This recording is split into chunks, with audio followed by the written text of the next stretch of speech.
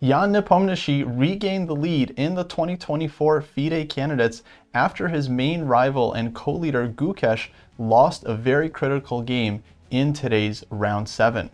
Checking out the day's results, Nepo was first in trouble against the very well-prepared Nakamura, but managed to find a brilliant resource to save the game.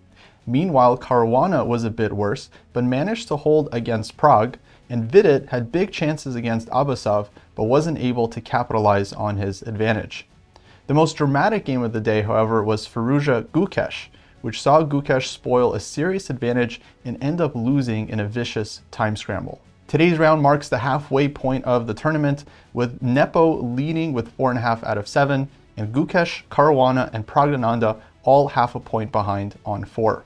In the women's candidates, the key matchup between Tan Zhongyi and Alexandra Goryachkina resulted in a draw, allowing Tan to maintain her half-point lead with 5 out of 7, and Goryachkina still just a half-point behind with 4.5.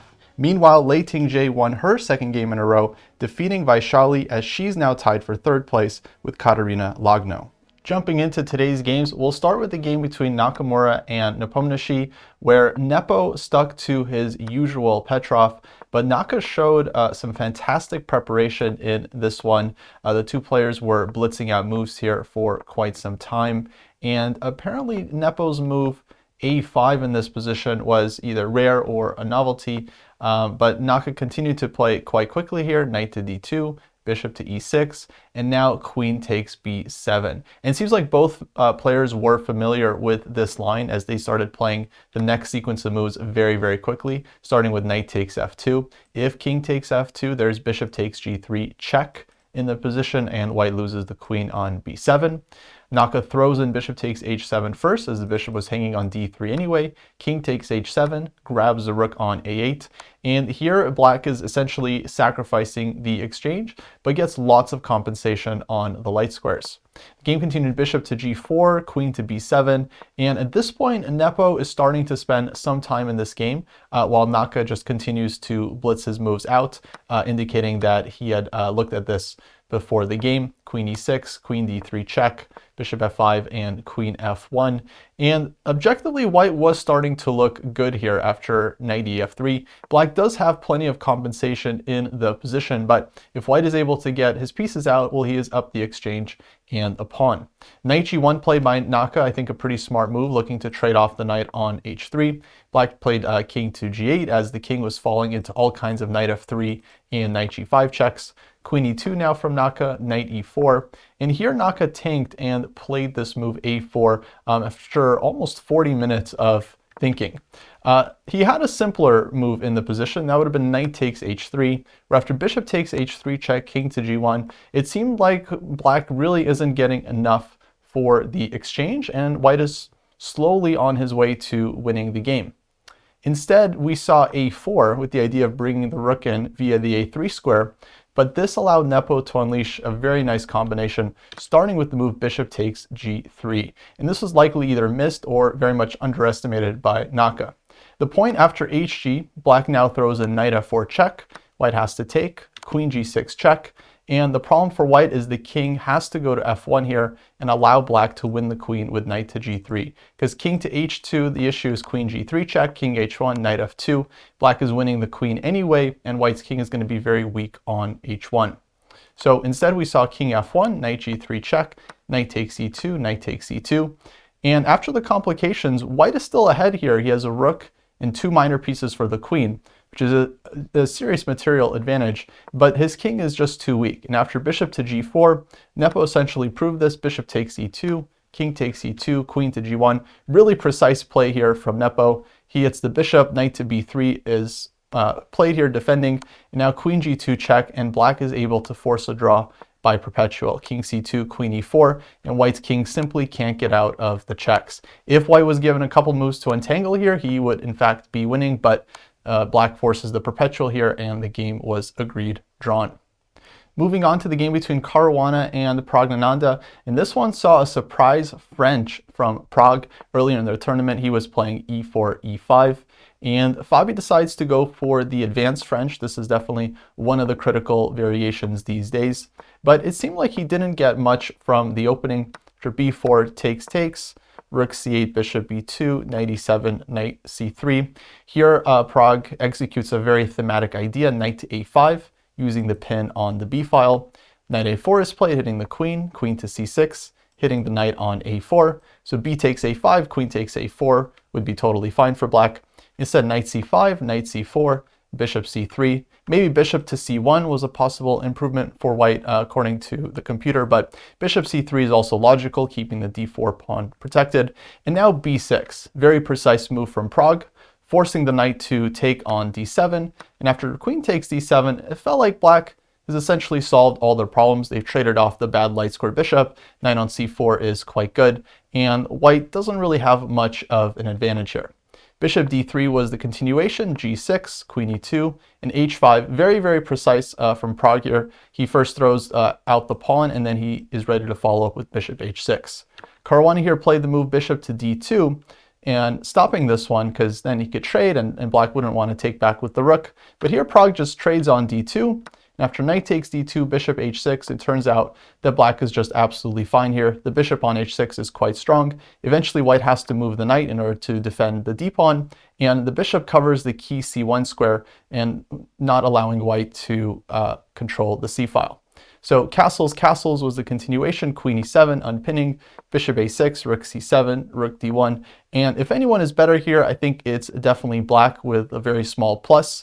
But it turned out that Prague really couldn't do a whole lot in this position. Caruana defended this one quite well here. Queen e1, knight c6, rook b1. White can't challenge the c-file, but starts to play on the b-file. And Prague continued to press here a bit with queen to c8, looking to press on the c-file, but there wasn't much that black's rook could really accomplish. And soon enough here, some pieces got traded off. Rook c1, take, queens came off, rook to b1, bishop back. And after knight f3, bishop b4, rook c1, rook c8 was played, and here Prague offered a draw, which was quickly accepted by Caruana, as the game is just completely equal here, opposite color bishops, and neither side can really hope for any advantage after rook c8, knight c8. This one should just be a dead draw.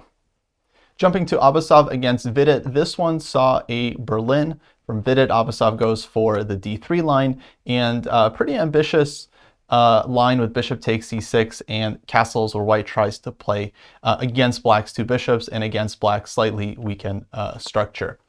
Here after bishop e3, a pair of bishops came off, and yeah, we got this unusual structure, white playing b4 here, black responding with a5 and castles, knight to g3, g6. For the most part, though, it seemed like black was absolutely fine in this position. Eventually, the game does explode, and Vidit does manage to grab the initiative in this one. After a bunch of maneuvering by both sides, we saw white here double up on the f-file with rook f3 and rook a f1. But now knight h7 comes, queen to d6, and around this moment, white starts to fall worse, as the d-pawn is a very serious weakness. Knight c1 is played, but now f5, and black starts opening everything up for the bishop on c6. So the game continues, rook f2, takes, queen e7, knight f3. Now g5, Vidit continues pushing on the king side here, knight d2, rook to d6. Knight e2, bishop d7. Here white really should have played the immediate knight to c3, looking to use the d5 square. Instead we saw knight to b1, but now h4, knight c3, and c6. And here after g takes h4, Vidit missed the chance here with this move, rook h7, possibly very, very strong, looking for play along the h-file. White can't take on g5 because of the h3 pawn, and the king side is opening up, and it's white's king that is really going to be paying the price. Instead, Vidit tried the move g4, which also makes sense, but now white gets knight to g3, and after gh3, Basov found a really nice combination here, starting the rook takes f6, followed by another rook takes f6, and then knight h5 to win back the exchange. And it turns out that black really has nothing better here than queen h4, where after knight g7, king to g7, Vidit ends up here with an extra pawn, but this h3 pawn is blockaded, and black just can't do much with the queen and bishop here. Basov stayed very, very solid, just queen e2, queen d2, and pretty soon the players repeated moves here, and a draw was agreed. That brings us to the game between Firouzja and Gukesh. And in this one, Firouzja starts off with the surprising London system, something he hasn't really played in the tournament so far. But he didn't really have too solid intentions for this game, as he goes for a very quick c3 and now h4 in the opening, indicating some pretty aggressive intentions. Knight d7, rook to h3. White's idea is to eventually use this rook on the king side, as black is likely going to be castling there. And the game got very, very sharp here after h5, h6, a4, forcing the trade on f1. White ends up castling by hand here with king f1, king to g1. And after queen c6, knight e5, Firouzja launches the attack. Trade on e5, de, knight d7, rook to g3. White is looking for bishop takes h6, king ha was played. And now a5, queen to c7, eyeing this pawn. Knight f3. Gukesh does grab the pawn on a5, and this was quite an interesting moment, because at this point Firouzja could force a draw here with bishop takes h6, the idea being that after black takes, queen to d2, black has to defend the pawn with king h7, and queen d3 check, white can force a perpetual after king h8, queen to d2. Neither side has anything better than to repeat moves. But instead, Firouzja lashed out here with the move c4. Looking to throw some fuel on the position. Black can't take on c4 because the knight on d7 is hanging, and in the meantime white wants to take on d5 and force black to take with the e-pawn, where then white gets ideas of like knight d4, knight f5, and some activity. So Gukesh goes rook to g8, and now this means that the sacrifice on h6 is no longer working. So we see rook to a1, queen to b4. Apparently c takes d5 here would have still been equal for white. After queen takes d5, we do get an endgame where white is a pawn down, but he can play moves like rook to d1 here, and eventually knight to d4, and it seems like white does have enough comp for at least equality. Instead, we saw rook a1, queen to b4, and now the game gets just incredibly sharp. b3, knight to c5, Gukesh brings the knight to e4, and it feels like white's attack here definitely slows down, with black still having this extra pawn. Queen c5 was played, rook to c1, rook to d8, perhaps rook g c8 would have been better, piling up on the c-file, because after rook to d8, Firouzja finds the very resourceful move b4, where after queen takes b4, he now goes c takes d5. So rook takes d5 is impossible because of rook takes e4, white wins the piece. And if black goes e takes d5, then white would probably go for rook to b3, and after queen a4, rook b7, we would get this kind of endgame where black is still a pawn up, but white's rook on b7 is extremely active. f7 is a problem for black, and white would have a certain amount of counterplay here. I think bishop e3 is needed because knight c3 is a threat, but yeah, the game continues to be extremely sharp. Instead, Gukesh goes all out and sacrifices the knight with knight takes f2. And at first glance, this looks really strong. King takes f2 is forced, rook takes d5, rook e4, rook a d8, and black's plan is to pile onto this knight with bishop c5, queen to b6, and eventually win the piece back with a number of extra pawns. But it turned out not so simple. Firouzja goes bishop to e3, and now after bishop to c5, Firouzja finds the absolute only defense here, queen to b3. And there's a couple of points here. First of all, if queen takes b3, this ends up happening in the game. Knight takes b3, this endgame turns out to be completely fine for white. And if rook takes d4, with the idea of meeting queen takes b4, rook takes b4, where black is winning material, well, here white could respond with rook takes d4. And this is a brilliant resource, likely spotted by Firouzja. If queen takes b3, white has rook takes d8 check, rook takes c5, and with two rooks and the bishop, only white is better here. And in fact, it looks extremely dangerous for black after an incoming rook c8 and then some checkmates on the back rank. So Gukesh decides to go for the endgame here, and this is his best choice. After rook takes e3, black gets 3 pawns for the piece, but now this has become very, very unclear. He plays a5. This was, I think, the best move in the position, looking to immediately run the pawn with a4. Rook c7, and at this point, the players are down to just a couple minutes on their clock. In fact, 2.5 minutes for Gukesh, 1 minute for Firouzja, and they have to make a number of moves before time control. This is move 34, and of course, with no increment, this got extremely sharp very, very quickly. a4 was the continuation, knight to c5, and now rook to a8, just pinning all of black's hopes onto this a pawn. And now Firouzja goes for the counterattack, knight to d7. He had a very clever trick in mind here. If a3, white can play rook takes a3. The point being that if black takes the rook, then rook c8 check, forces king h7, and black gets mated here after knight f8, knight g6 check, and rook h8. So in view of this line, Gukesh goes king to h7 here, but this was a critical mistake. He should have played b5 or rook to d2 check. This would have kept the balance. Now after rook to f3, white's second rook is getting into the position, and white has monster threats with the 2 rooks on the 7th rank, along with the knight. So a3 is played, rook takes f7, threatening knight f6 check. So if a2, knight f6 check, rook takes g7, leads to unstoppable mate with rook h7 next. Instead, Gukesh tried king to h8, but now with just seconds on this clock, the players at this point were absolutely scrambling here. Firouzja finds the very clutch move, knight f8. And after a2, knight g6 check, it was all over here. Anywhere the king steps next, rook takes g7 is going to be mate on the board. And in view of this, Gukesh resigned. Jumping to the women's candidates, the game of the day was undoubtedly Lei Tingjie's win over Vaishali. This was the only win in the event today. All the other games were drawn. This one started off as an Italian game, and for the most part, black's position here was very, very solid. After some trades on d4, eventually black is able to execute the d5 break here and equalize. However, Lei was able to keep some pressure in the position with queen to b3 and rook a d1, and eventually she plays c4 here, followed by c5. And at this point, white is able to snag the initiative.